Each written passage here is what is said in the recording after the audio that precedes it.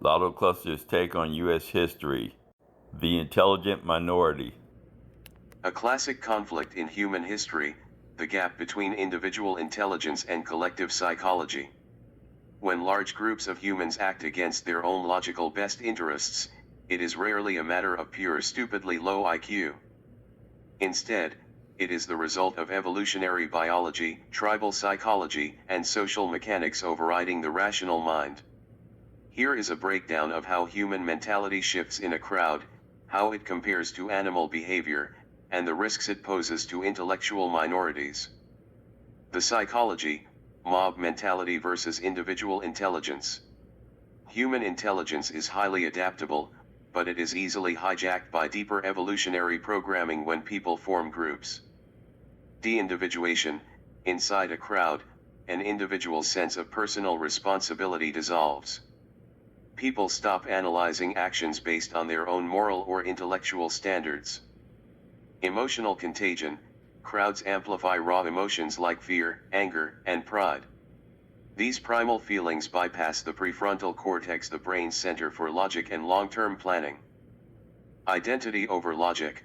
For most of human history, survival depended on belonging to a tribe, not on being factually correct. To the human brain, being cast out of the group is a greater threat than following a flawed leader. The comparison, humans versus coyotes.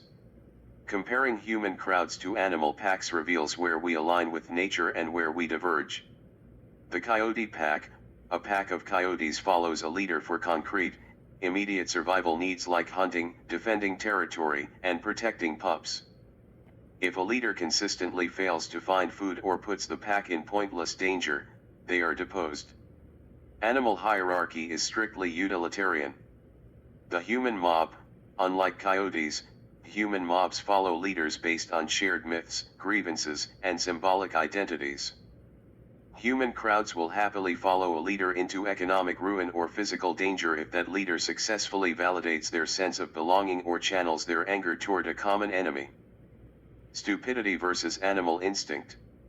What looks like stupid behavior from the outside is actually two distinct forces working together.